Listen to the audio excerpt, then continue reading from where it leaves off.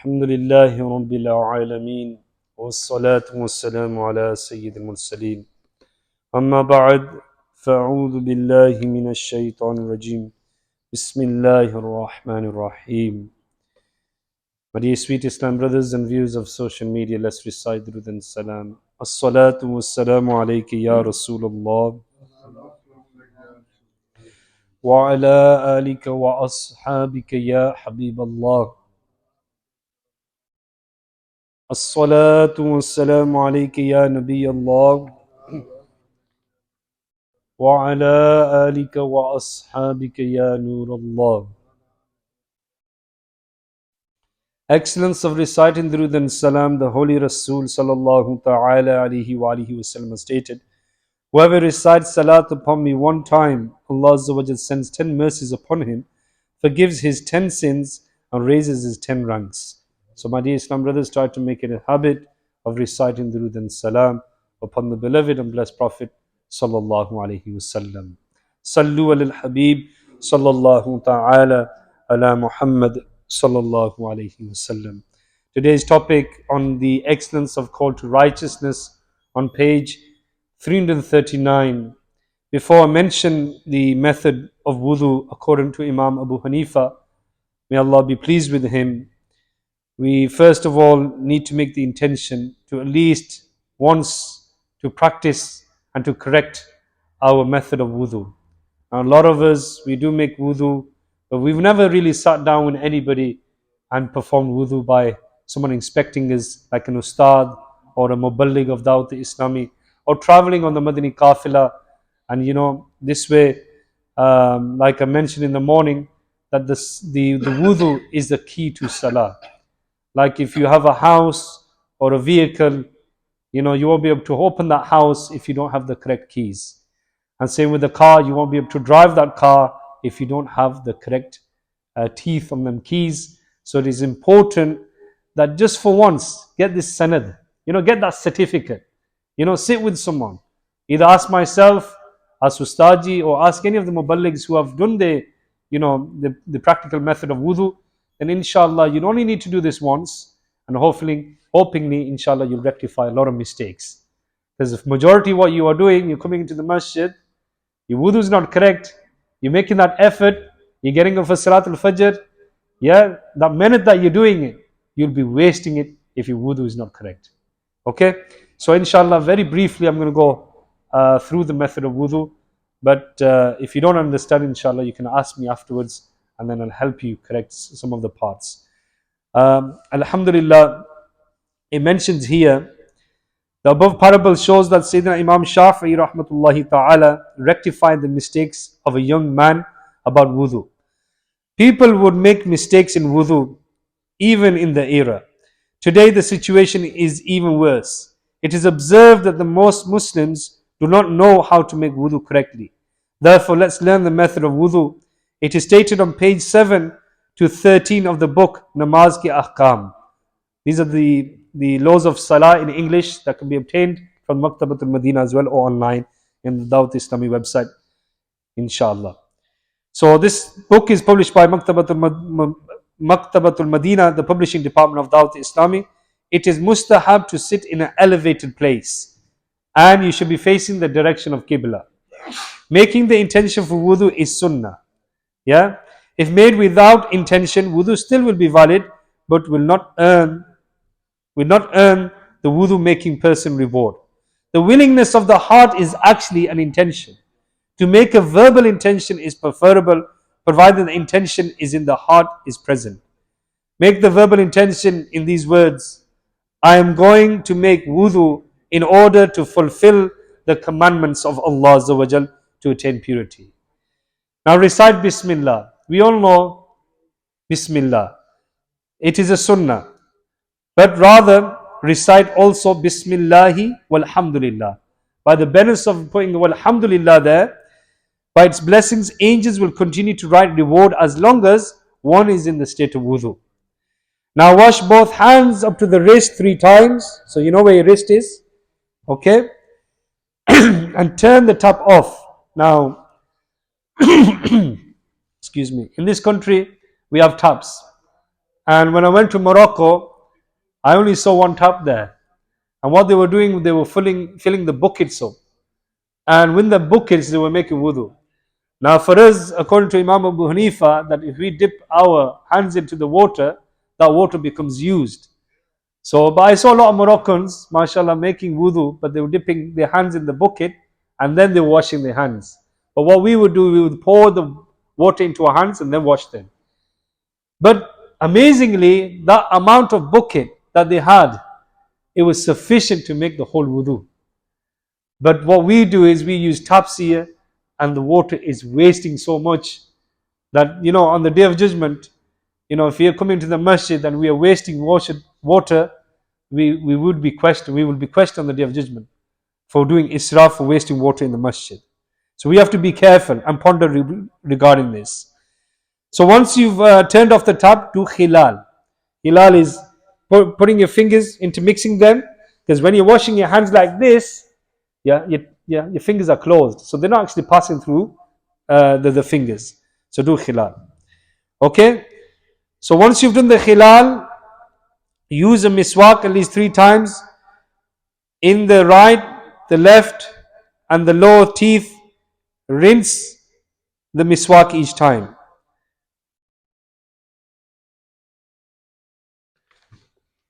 Hajatul Islam Sayyidina Imam Abu Hamid Muhammad bin Muhammad Ghazali rahmatullahi ta'ala alayhi has stated, whilst using a miswak, make the intention of cleaning the mouth for reciting the Holy Quran and making zikr of Allah Azza wa Jal. So this is the intention that we'll be encouraged to make, because once you've done that rinsing of the mouth, you will gain reward. Free reward. Okay? Now rinse your mouth 3 times, a handful of water using the right hand, and turn the tap off each time. So we're going to get this all the time. Turn the tap off each time. But we don't have a habit of doing that. Ensure that the water reaches all parts of the mouth each time. Gargle as well if you're not observing Sawm. Then sniff the water 3 times with a handful of water with the right hand up to the soft part of the nose, with the tap turned off each time. If you're not observing Sawm, sniff the water up to the end of the soft nasal bone. Now clean the inside of the nose, inserting the small finger of the left hand into the nostrils. Right? Turn the tap off each time.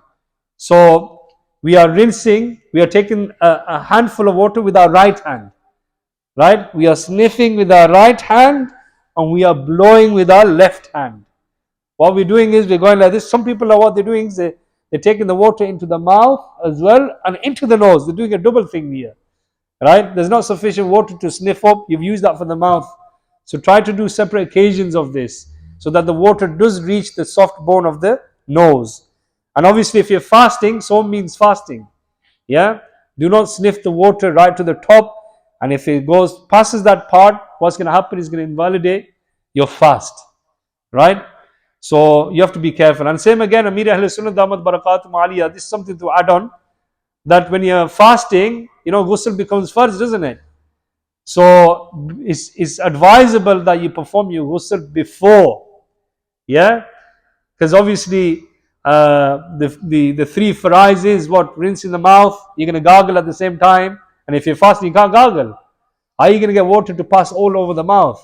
And same again, if you're fasting and that time has lapsed and you've closed your fast, and then sniffing that water to the soft bone, what's going to happen? It's going to invalidate your fast. So some precaution. If ghusl becomes farz upon you, then what to do is perform that ghusl before you close your fast. Then make sure there's enough time that you do your ghusl, and then so you don't happen to have these problems. Okay. So now we're moving on to the facial part. Now this is one of the fries of wudu. And this is a lot of people that make this mistake, that they don't really pass enough amount of water on the facial. What is the boundary of the face? The boundary of the facial is where the hairline grows. This is your hair. You can feel your hair, that your hair is there. That's one part. And then the bottom of the chin. You got a facial line that goes here. You'll see it very vaguely. If you got a beard, you won't be able to see it. So that facial line here, what you do is you'll pass water from earlobe to earlobe. This is the whole boundary of your face. Your face boundary is not just the front of your face. And then you got eyelashes as well. Yeah? Sometimes we don't even pass water on our eyelashes. You have to be careful. You don't want to do it too deeply, but you want to pass water on your eyelashes as well. Make sure there's water there. So when you're doing it, it has to be, flowing water, not just dabbing water. Like you wet on your hands, you've just dabbed the water. 2 droplets of water should pass the whole face for that farais to be valid. And then doing the hilal of the beard. Like I'm saying, here, where if you got a beard, the water is not going to go here. You've got a protection. This is your barrier.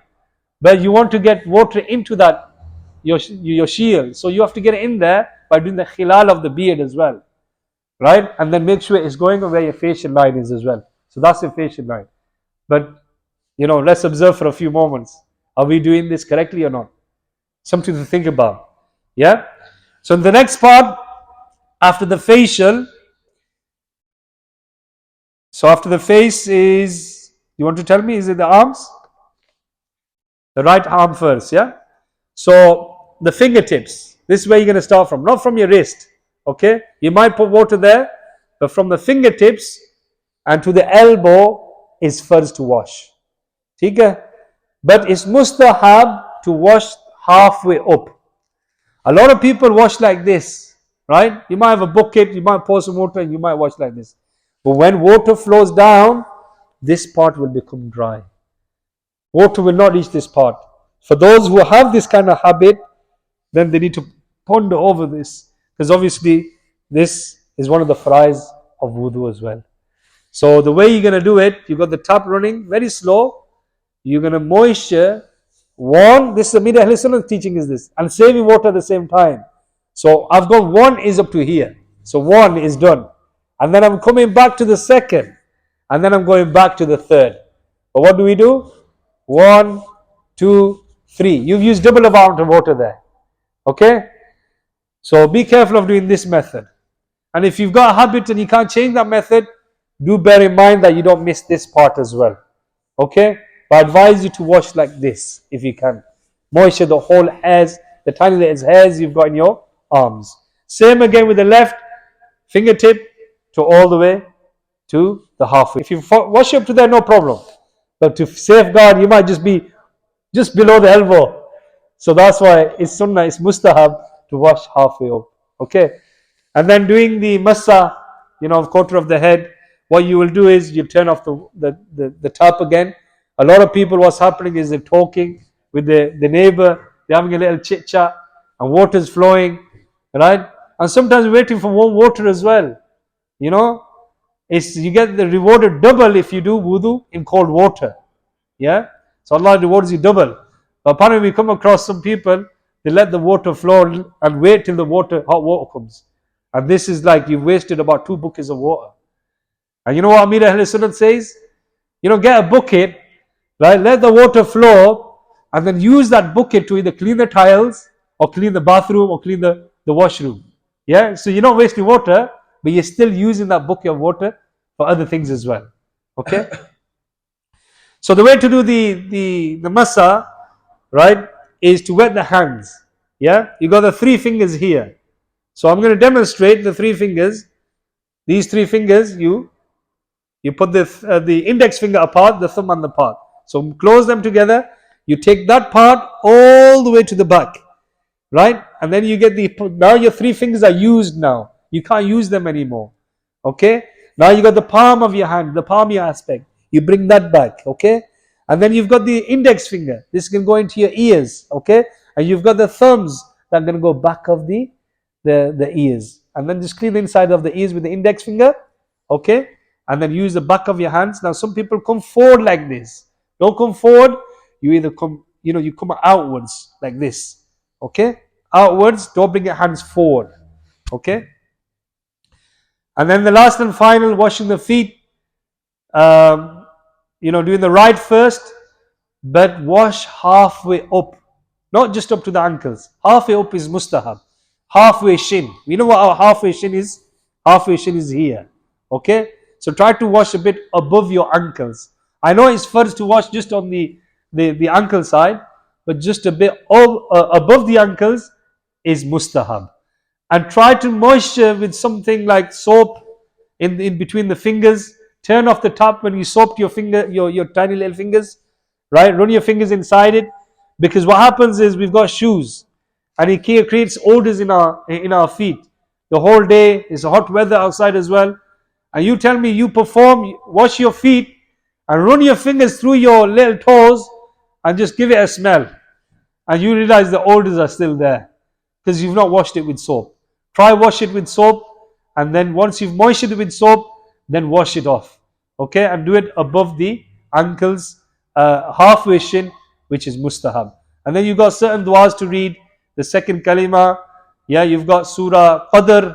If you recite that and you look towards the sky, improves your eyesight.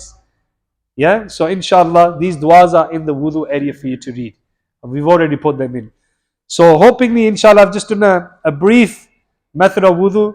For those who'd like me to, at some point, if you're performing wudu, give me a shout, I'll come and watch you, and then we'll see how you can do it practically. We've gone through the theory now, okay? So inshallah. Sallu ala al-Habib, sallallahu ta'ala, ala Muhammad. Yeah. When ghusl becomes farz upon you, then what we do is we perform half of the wudu, and at the end we actually wash the feet before we come out the actual bathroom. Okay, so half wudu ab kar le, okay, and then you get into the shower, wash your right first, your left, the whole body, apparent body. Make sure the water is passing every hair of your body, under your armpits, if you've got a big belly, under your belly. Yeah, uncle at the back, mashallah, he told me something funny last time when we were on a different masjid. But alhamdulillah, that gets covered anyway. When we do the istinja, they say we have the extra the skin on our male organ, and that gets covered. And he says, to stretch that and to give that clean as well. Yeah, so every part of your body needs to become wet. Okay, but do perform half your wudu and then finish off with the feet at the end. Sallu ala al-Habib sallallahu ta'ala ala Muhammad sallallahu alayhi wasallam. See, we learn new things. Same again, we should all be having this encouragement of learning. Yeah, we are helping each other here for the sake of Allah Azza wa Jal. Yeah. Alhamdulillahi Rabbil Alameen. Wassalatu wassalamu ala Sayyidil Mursaleen. Jazallahu anna Muhammadan ma huwa ahluh. Bismillahi ala dini, Bismillahi ala nafsi wa wuldi wa ahli wa mali. Ya Allah Azza wa Jal, accept our Salat al-Zuhr. Ya Allah Azza wa Jal, accept the short dars, the practical method, the theory method of performing wudu. Ya Allah Azza wa Jal, give us ability to perform our wudu correctly. Ya Allah Azza wa Jal, if we made any mistakes in our wudu in the past, we've made the intention to learn and correct our wudu. Ya Allah Azza wa Jal, accept all our ibadat. Ya Allah, accept all our worship, accept all our good deeds. Ya Allah Azza wa Jal, make us amongst the pious Muslims. O Allah Azza wa Jal, enlighten our hearts with the nur of Quran, the nur of Salah, Ya Allah Azza wa Jal, and the nur of sending salutations upon the beloved and blessed Prophet sallallahu alaihi wasallam. If I made any mistakes during the teaching halqa, Ya Allah Azza wa Jal, forgive the mistakes and give me the ability to rectify myself and then also to teach others. Oh Allah Azza wa Jal, bless our students of Madrasatul Madina, grant them success, grant the parents success, and grant the Muslims in the whole world success. Take away the azmaish, the calamities, even in Pakistan and Kashmir. Ya Allah Azza wa Jal, give us unity, give us ittihad, make us strong, and give us ability to abide by the commandments of Allah Azza wa Jal. Sallallahu ala nabiyyil ummi wa alihi sallallahu alayhi wa sallam. Salatan wa salaman alayki ya Rasulullah. Subhana rabbika rabbil izzati amma yasifun. Wa salamun ala al-mursaleen. Walhamdulillahi rabbil alameen.